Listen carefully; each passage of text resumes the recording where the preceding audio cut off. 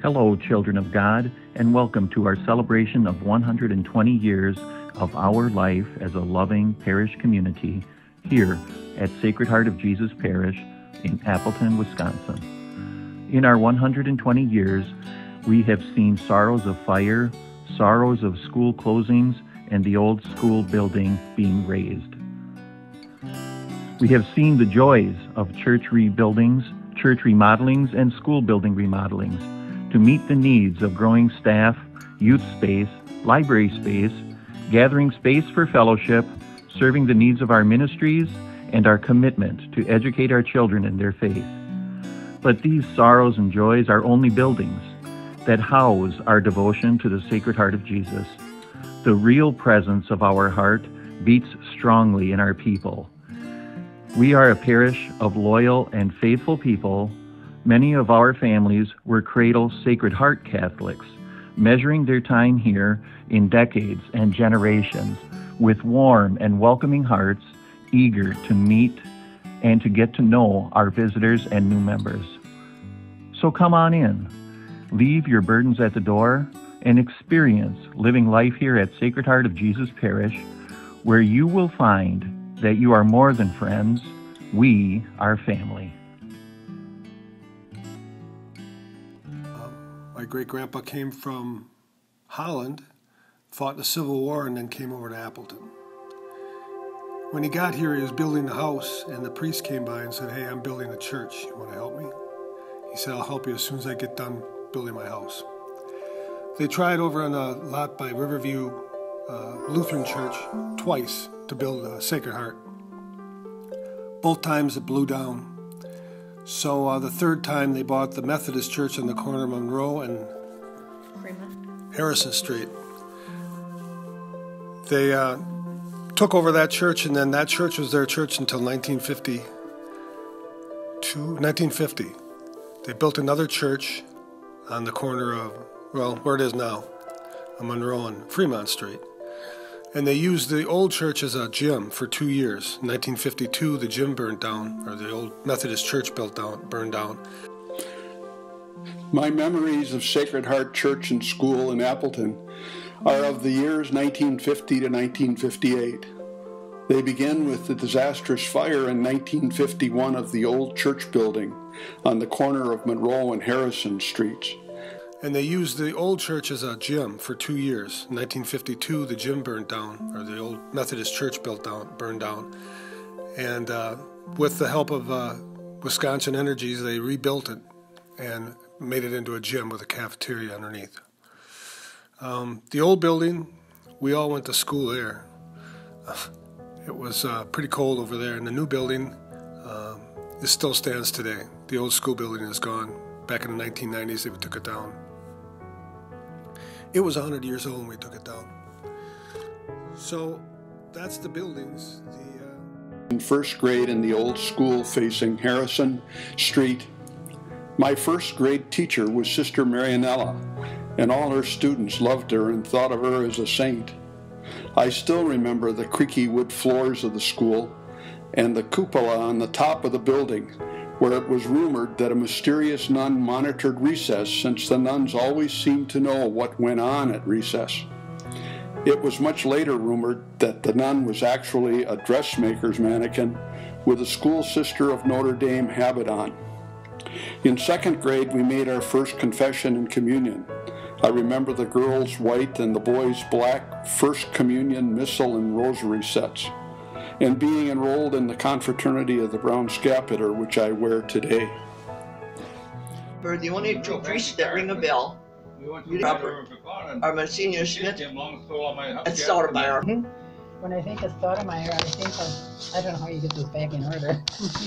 I think of every time we saw, oh, here's a Wilson gang for West Wilson Street. And then we lost his son, and he came to the house with communion. I guess we had him quite a few years. We had so many priests over that years, I can't even think of them all. We were pretty close. Monsignor Schmidt was here back in the 50s and 60s. And he liked Christmas music so much that he was the first guy that I ever known that played Christmas music over the bell tower in the middle of July.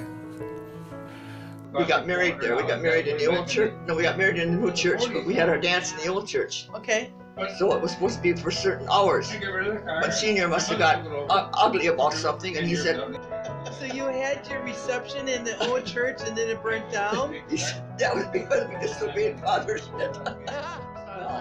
He rapped on the door, and at that time the priest house was that big white house on that street. Okay. Church like that. And Carl, Across the street. you got the church street in front of the church, and then you got the one like this, and it was a big thing. It was a convent at one time. Yes, okay. He rapped on the door, and then the guy answers. He's got a white T-shirt on. He says, "What do you want?" Carl says, "Well, I have an appointment for instructions for the Catholic faith. I'm supposed to see Father Stoudemire." He says, "Yeah, well, you're looking at him." And that blew his mind because he thought he should have the black robe on and the white collar. Well, there was a Father Nichols was here. He was the one that registered us, Father Nichols. Father Nichols. Oh. And he actually was, I think, from the Stockbridge area. Well, he was never the pastor here, but he was. He registered us when Father Stoudemire for Battison. quite a while. Father Battison. Father Nichols. Father Nichols was kind of a difficult person. I got to love the guy after I became Catholic. Before I became Catholic, he didn't like me because I wasn't going to confirmation class on Wednesday night because I wasn't Catholic. And I hung around with all the kids. Religious ed? Religious ed, it wasn't confirmation. And he says he was going to throw me out one time because after that we played the gym and all that stuff. Played basketball. Yeah, with confirmation, we swung through the eye. So I think back then they called it CCD. Yes, they did. Yeah. CCD on Wednesday night. And it was citywide. All the Catholic churches had CCD on Wednesday night. Yeah, so I got very attached to 1960. Oh, okay. I took classes from Father Battison and Father Bain because I was finally in love with this beautiful lady that was Catholic. So I took instructions at Sacred Heart in 1960. And in 1960, I was baptized Catholic. I was confirmed Catholic in 1960. And I met my beautiful wife. No, but Father Bob Caroon was one that came closer to our hearts. And, we went to Medjugorje and mission groups with him, and it was just phenomenal. He became like just one of our family. So more so than just a priest, he was one of our family. So he's the one that instigated my son-in-law Dan to become a deacon, and then we got Kelly involved with the church. Now she's been there about 19. She said 19 years already. I thought, oh my goodness, what an impact he has played in our family. And Good things, very good things. And another one I always close to Father Stoudemire because he always said, Pete, you'd be a good-looking kid if you had my face. And then he'd say, then if I did see him walking down, he'd say, "Hey, fatso," okay, remember him saying that? You'd be good-looking kid if you had my face. And I know. I was always a squirrel. Oh yeah. Golden in there, I remember him. Golden came later, I think. Yeah, and he went around in all the homes and blessed all the homes when he was here. Wow. So Father Golden came to the different homes and blessed them? Yeah. Yeah, but Father Leon was, I remember some of his homilies too. He'd have a big thing around his neck, a piece of paper. He said, every time I say blah, blah, blah, he'd take a piece of paper and he'd tear it off and he'd throw it on the altar. And then one time he had a bunch of balloons, he was passing balloons down through the and people He did different things. He did different things and people weren't happy with some of that. The one that I remember, the homilies that he had was, it was at Christmas time. And I think I was like 3rd or 4th grade, and he called 2 kids up to the front. He had a really small package, and he had a really big package. And he said, "Who is the youngest out of you 2?" And the one said, "I'm the youngest." And he said, "Okay, you get to pick which package you want." So the older one, he goes, "Look at already, he's already fussy because he knows she picked the big one." And everybody wants to have the big gift, don't they? But where the gift is, sweetheart, and he gave her the box, he goes, "It's in the small packages. Open it up. What do you find in there?" And she goes, a piece of furry stuff. He goes, "That's a warm fuzzy." I want you all to go home and give warm fuzzies to people and start loving each other. Yeah. What a surprise. Yeah, I do remember that, yeah. Oh, yes, I know her dad, Jan's dad, was pretty critical about stuff Well, like that. people What the heck of is the he- older generation, Yeah. didn't accept those kind of things, change. Love thy neighbor, he said, pass the balloon on, so you pat the balloon back. Yeah, So- it was the decade of peace and love. Yeah, yeah, And I think that was the same time they started the guitar mass. yeah. We've had a lot of priests come through our church. At one time, we had 4 to 5 priests here. So if a priest took a vacation, no one would know he was gone. But with Father Don and Father John, you know, if they leave for a week or even a couple of days, we know that they're gone. We didn't do a real lot with St. Elizabeth Hospital, except for we shared servers. If they needed servers, they'd come over to Sacred Heart and grab us. They had a chapel at St. Elizabeth Hospital back in the 50s and 60s. So I would serve over there, and then they would give us free lunch or free breakfast, depending upon the time of the day. They started their masses at 5:30 in the morning. But that was for all the sisters that worked there, and anybody that wanted, to get up that early to go to Mass. So. In 4th grade, I started learning the Mass server prayers in Latin, and as a rookie server was assigned the 5 a.m. daily Mass. I remember the Mass mainly because I had a 12-block walk to church before Mass, a 12-block walk back after Mass, and then a 12-block walk back to school. But it was a privilege to serve for Fathers Emil Schmidt, later Monsignor, Father Wilbur Staudemeyer, Father Jerome Watry, and Father Leander Nickel. As an aside, I recently read on an internet search that Father Nickel was still alive in 2015 in Green Bay.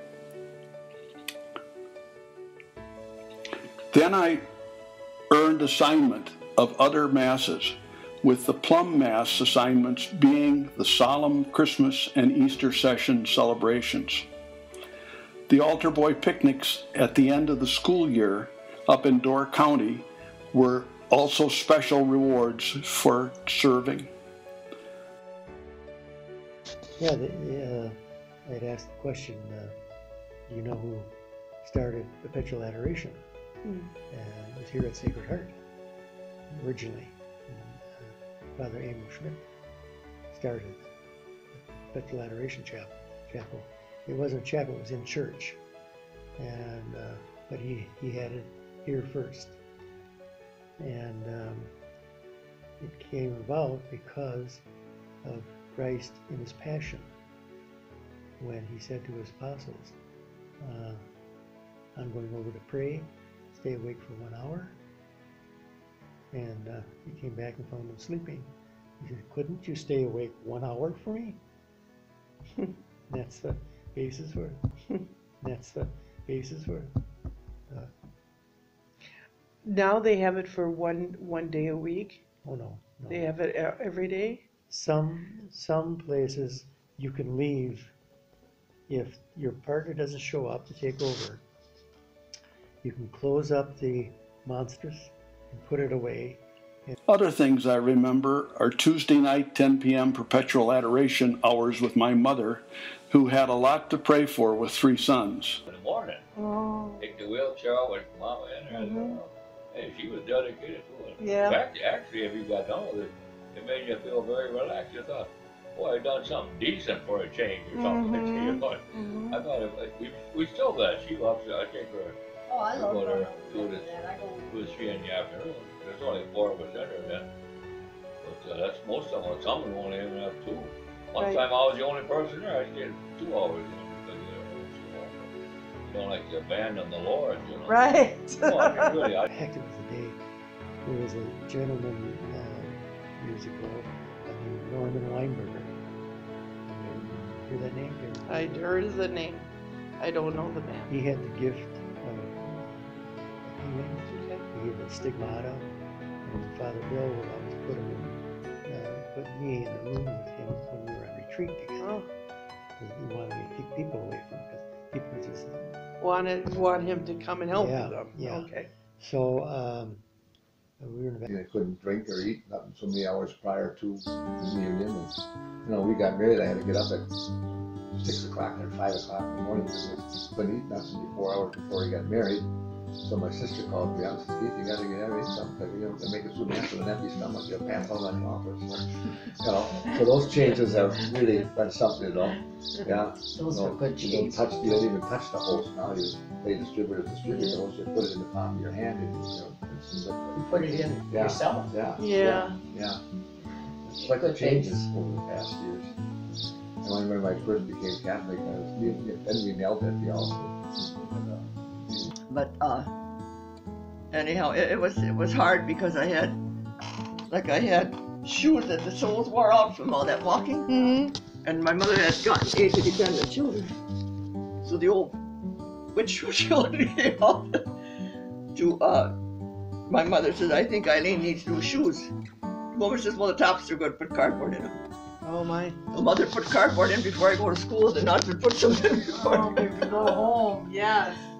But First Communion, my mother had to kind of go around the neighborhood to find a veil for me. She bought a dress, but she couldn't.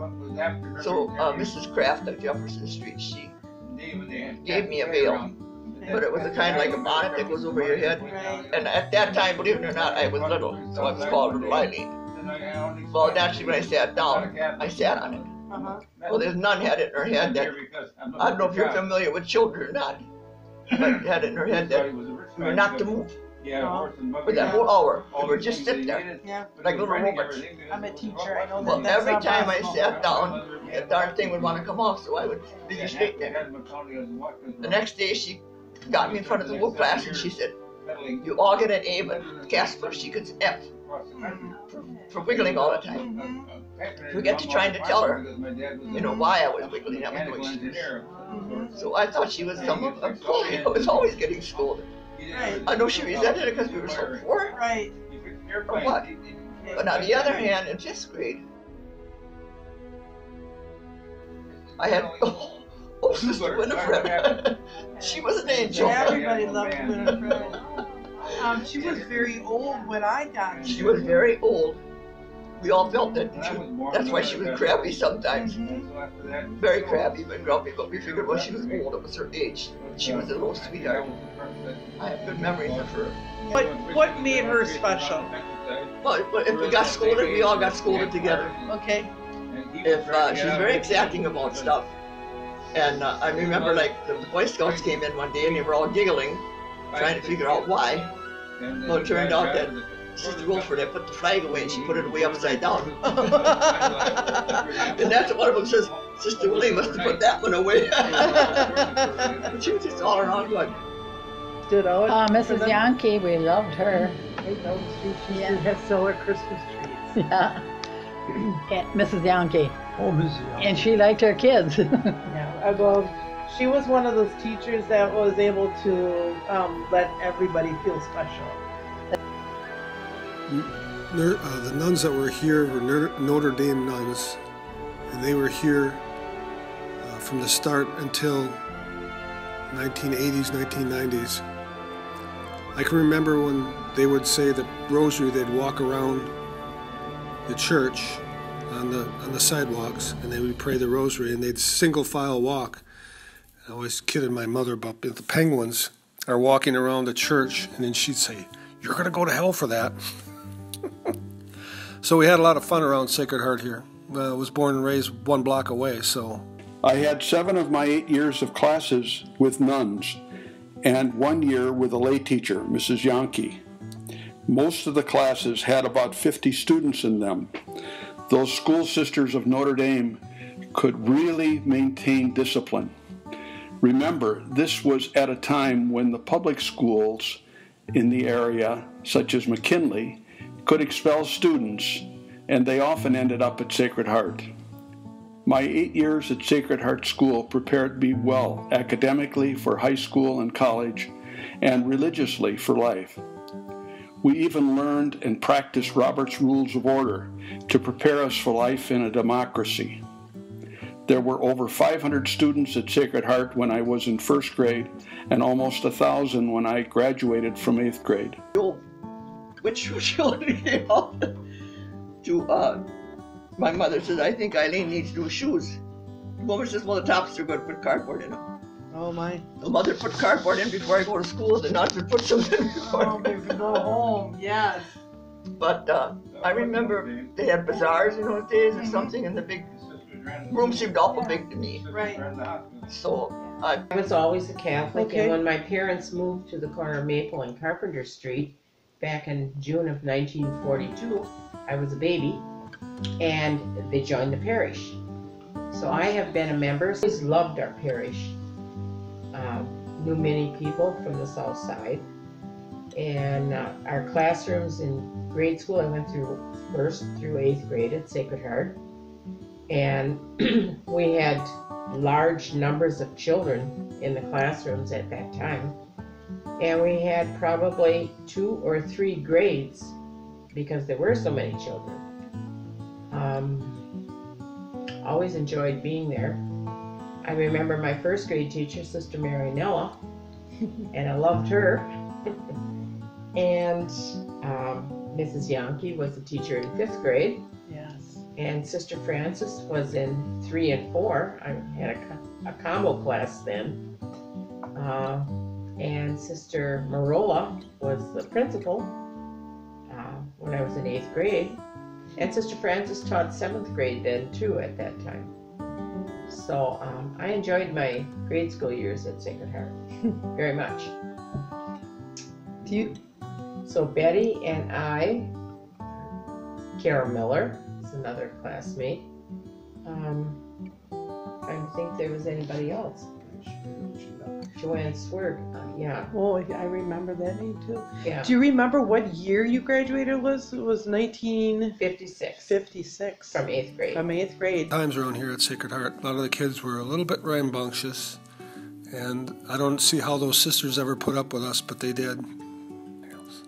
How was school? How did you were upstairs and School started at first grade and went to the 8th grade, and the old school housed all the 1 through 5 or 6th grades, and then the 7th and 8th grades had the new school, and eventually they all came over to the new school once they tore down the old building. So when you went to school at Sacred Heart, you always started out with Mass in the morning, and then we would go to our classes. But we were told to go to confession once a week. So if you didn't think you sinned at all, you had to make something up.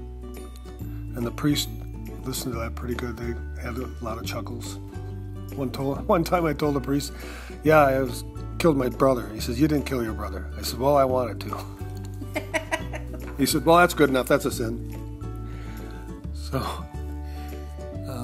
Hot lunches at school were my favorite was Friday pancakes because the Fridays were meatless. And CYO basketball games in the gym. Some of my regrets were that when I had to go to school and the Catholic kids got off because of the holy day, and I had to go to school, and I had to walk a mile home for lunch and a mile back after lunch to go back to McKinley School. The kids at Sacred Heart had hot lunch, and they never had to walk too far to go to hot lunch. We were special. We were really special kids at Sacred Heart, but there was one special kid at Sacred Heart, and that was the one I ended up marrying. So I think yeah, so. Beautiful bride. So. Hand him some Kleenex. Yeah. Cub Scouts, Carol Miller and I were den mothers, and I was also involved with Girl Scouts. So those activities, it was me, and I just felt they were important and they should come first.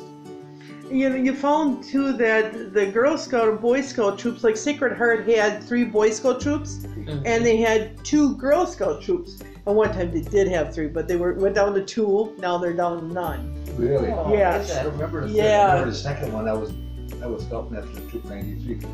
Services were included in when they had activities outside, like when we went to camp. Mrs. Kozlinski and Mrs. Waller, who were my leaders, made sure that we had a service of some sort at camp. say the Holy Name, and the Christian mothers got together with Father, you know, well, what do we want to do? And we would all express an opinion, you know, what we should do. And how can we make more money, you know? Right. That's about all we really wanted. Very nice. And we had some pretty good money makers going for a while. As a child, I remember how fun the picnics were. Sure. And how it was a full family activity. Yeah, and there wasn't another money maker we had was these parish dances. Yeah. We'd have them in the gym. The gym. Yeah. They had classrooms in there at one time. In the gym, because Sure. we had overflow of kids. We had to turn away some kids because there wasn't room in the classes for them. Right. So they had classrooms in there. But we'd get a band. Oh. Stoudemire, what were some of the things that you remember about Father Stoudemire? Well, he was very much in favor or wanting to work with the poor. He had his government surplus products that he made available to people that needed them, and his gardens were a big thing that families did. Yeah. And let me see some of the other things that he did. He was always concerned about the poor. Those The less fortunate. Meals on Wheels. Yes. He started that program. I see that you and Keith actually were walking in his footsteps too, or right behind him, doing similar things with the program you work with. St. Vincent de Paul. That's something special for Sacred Heart. What does that mean to Sacred Heart, St. Vincent de Paul? Sacred Heart is one of the parishes that started the Appleton District Council, started by Sacred Heart. Was that about the same time they had the big food co-op? Yeah. That Father Stoudemire started? Yeah. Okay. Yeah, I remember working in the co-op. Jacob's grocery store. Yes, the Jacob's grocery store. Yeah.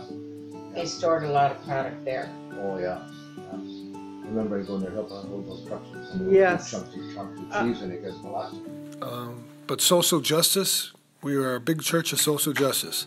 Out of Sacred Heart came the St. Joe's Food Pantry and the St. Vincent de Paul. The St. Vincent de Paul was started, Monsignor Schmidt did not want to have it because it was recognized men's group, and the whole men's group went over to the St. Vincent de Paul and worked out of here. We were the first St. Vincent de Paul church. We had our own thing north of Milwaukee. There was nothing in the area, and from us sprang all the other St. Vincent de Paul areas. We were very key intimate in the Habitat for Humanity, where we help buildings. Mary Beth Newhouse does a lot with that. And we also did a lot with the warming shelter. You have just heard a few voices of this church. Some are members and some are past members. We have seen happy times, sad times, and troubled times. The church's voice is not as loud as in the past because of the membership decline. But one thing stays the same: the church and its history. We thank you for being part of the great history of Sacred Heart.